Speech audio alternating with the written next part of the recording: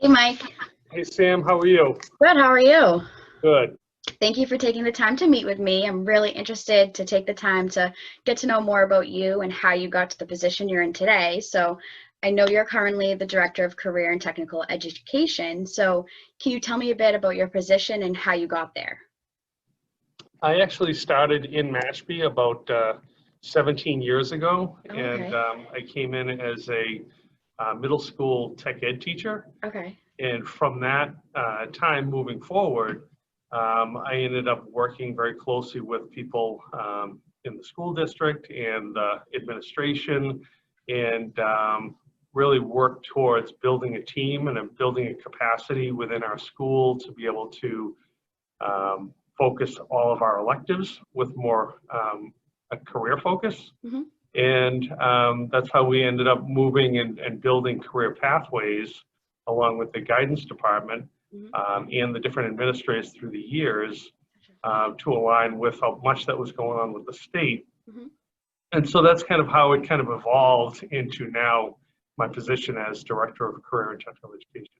Gotcha. Now, I know Mashpee High School has one of the larger connecting activities programs. So can you tell me a bit about how it's grown over time? Well, when I took it over, the School to Career program, which is obviously a connecting activities program, about 10 years ago, I saw an opportunity to really work with the partners, especially Mass Hire, and just really building on what opportunities there were for our students and building on that partnership and just being aware of the things that everybody is trying to work on together, but working in different pockets. Yeah. So our interests here in Mashpee Public Schools certainly aligned with what the state was doing to promote STEM education and promote workplace learning opportunities for students. So it was a natural fit, and so then it really kind of built from there. And so it's a matter of building the awareness for all of the different students Right. each and every year. So That's that's how it's awesome. kind of built. Now, it's also clear that Mashpee Middle High School is very innovative in their approach to providing career pathway education to their students. So do you have a particular favorite activity in which you feel has left a lasting impression on the students? Well, every year during my School to Career program, we do the mock interviews. That's huge, and I know you were part of that, and thank you so much. Yeah. We've done it every year, and this year was a little bit different having the virtual mock interviews, but I think the students really walked away with a lot of lessons. It's really the first time. We normally do it in November. It's the first time where students are connecting with people who they've never met before, being asked questions that they need to answer about themselves. So that's very difficult for many students. And so I really like that because it opens their eyes a little bit more about themselves and about the people who are asking them questions. And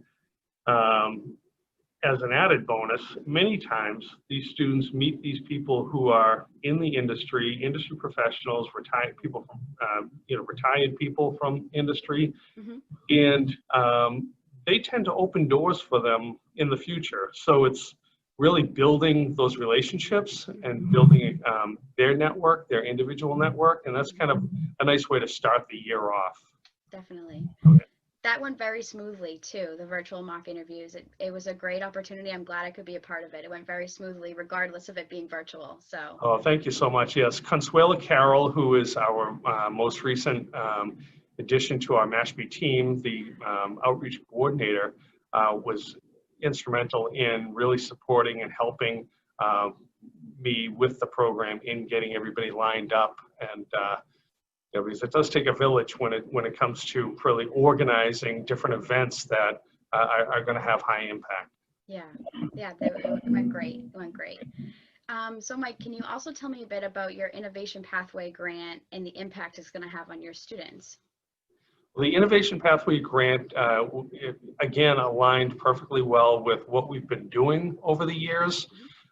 So once they started talking about innovation pathways as an opportunity to build on skill sets with students, it was like a light bulb went off on the top of my head, and it was really it was nice to see that the state was going to the next step of really building on pathways, which is something that we had been doing for years. So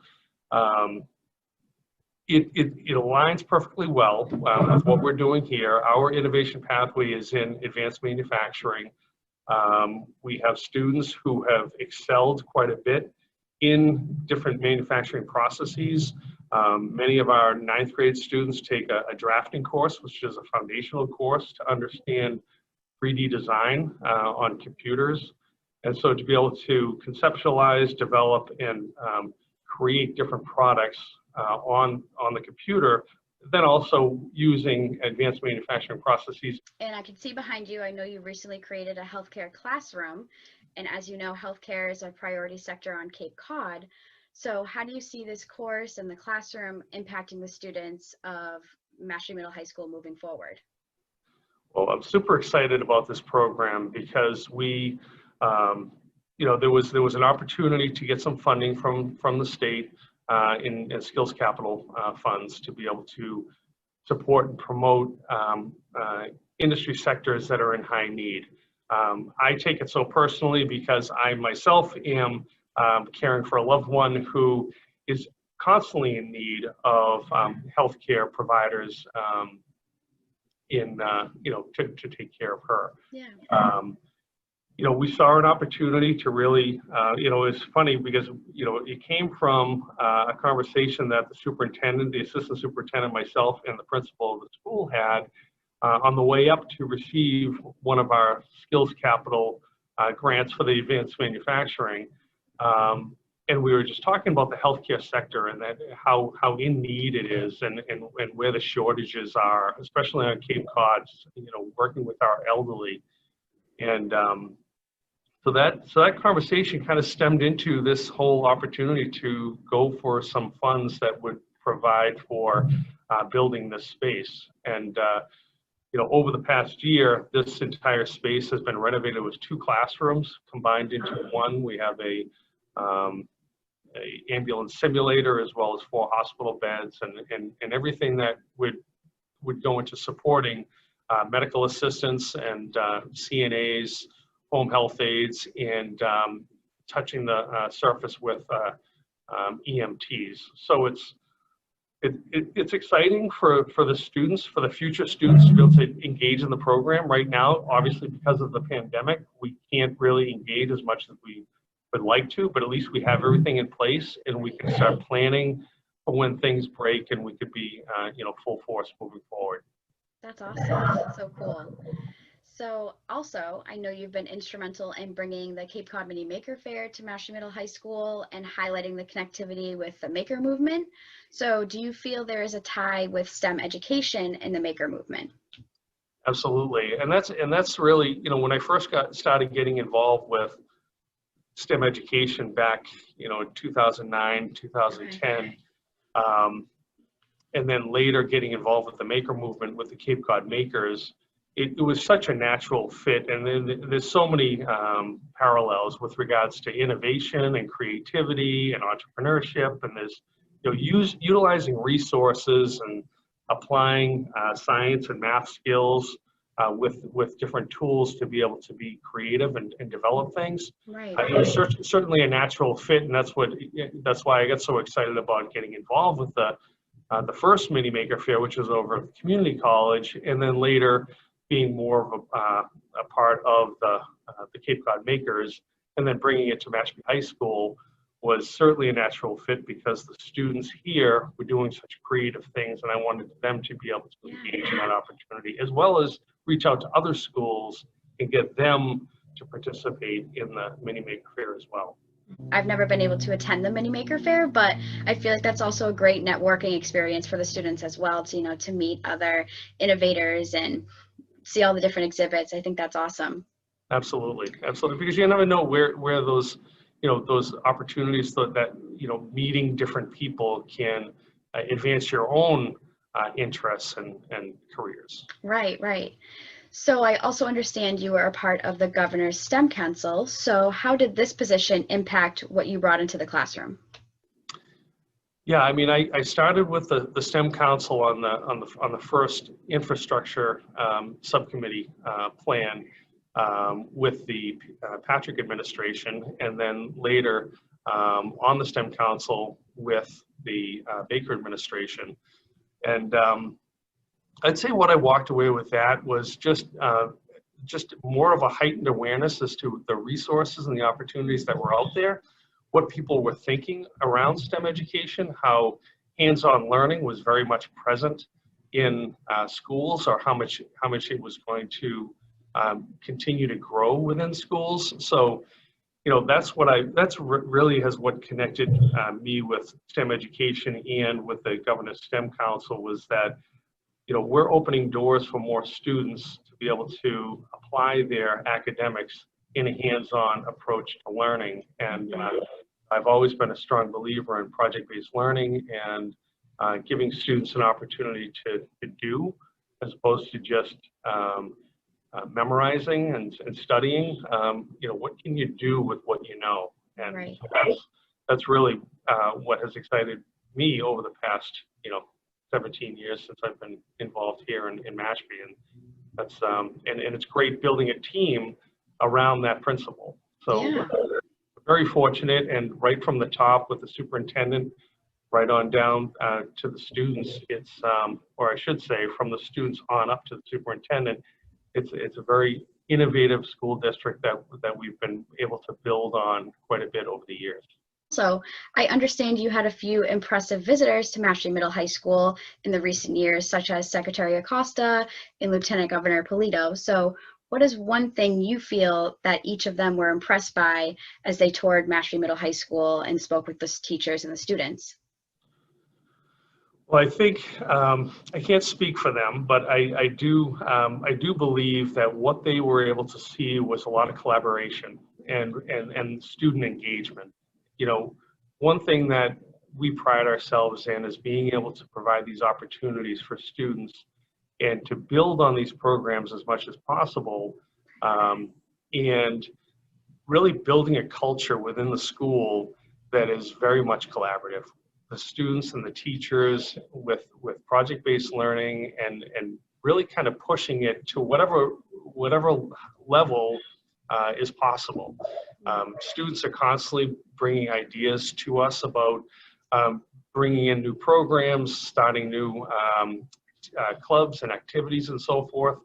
And it's because of them that push the teachers, and the teachers just say, okay, well, why not? You know. Now, I also know you had a unique experience last spring. You were quite heavily involved with the creation and the donation of thousands of face shields. So can you tell me about this endeavor and those community partners that assisted you? That was such an incredible experience, and that started with a need, and that was you know, that brought up many different things together. You know, after we had gotten the Skills Capital grant for advanced manufacturing, we had more 3D printers, so I was able to bring 3D printers home to my house during that time. With our partnership with Mass Hire, they were able to support us with some funding to be able to, you know, with the effort. With the Cape Cod Makers, they gave us the opportunity to branch the effort here on the Cape. You know, starting with the need, a coworker here had mentioned that her mother actually worked over at Cape Cod Healthcare, and she was wondering what we could do for the effort. And they were talking about face masks, and so there's no way we could do face masks, but face shields are possible. So then myself and a good friend of mine up in Hopkinton, we started talking right away about, you know, what that would look like and what was currently out there. So we put our heads together and we started talking about, you know, how we could scale some type of effort. I reached out to the Cape Cod Makers, and they are just an incredible group, because it's a group of innovators, and they worked with some designs. We ended up coming up with a design that was acceptable to Cape Cod Healthcare, and so then we just had the file that we shared online, and lo and behold, we ended up printing out, I believe it was 6,000 face shields for Cape Cod healthcare. And, you know, I was obviously just one piece of the puzzle. It was the entire network across the Cape. Everybody pitching in to be able to do this was absolutely incredible, including students here from Mashpee High School, as well as students from other school districts, Barnstable, Sandwich, UI, teachers from throughout the Cape, the college, Rick Bashara from the Cape Cod Community College, and you know, other industry partners who just jumped in, and the UPS store over in Hyannis just started printing them, and Hydroid started printing. So it was having the file and having it as like a 3-step process to be able to produce and then put it into the assembly line was just an absolutely incredible thing. Because initially when I got the phone call saying, you know, could you do this? And they said at the time, we're going to need 10,000. And I'm looking at the 3D in front of me, and knowing that it took between an hour and an hour and a half to produce one, I was like, 10,000 is just not even like, I mean, that just gave you an idea as to what we were faced with. Shortage of the PPE, Right. The need that these healthcare workers, these front, you know, these, you know, first responders are dealing with that shortage at the time. It was pretty scary, but to know that we printed so many close to that goal was absolutely incredible. But then it continued to grow, and we ended up branching out throughout the United States with different contacts in that network that we continued to build on. So it was a pretty amazing opportunity to be able to help. And so. Yeah, that's an amazing experience. I know the healthcare pandemic has been stressful and a big change for all of us every day, and we're still taking it day by day. But the fact that you and your entire team could make just one positive impact on it that's amazing. So that's a cool experience. My last question, Mike, what is one piece of advice that you would give to a high school student who is entering college? High school student who is entering college, first of all, you know, make your decision based on your research.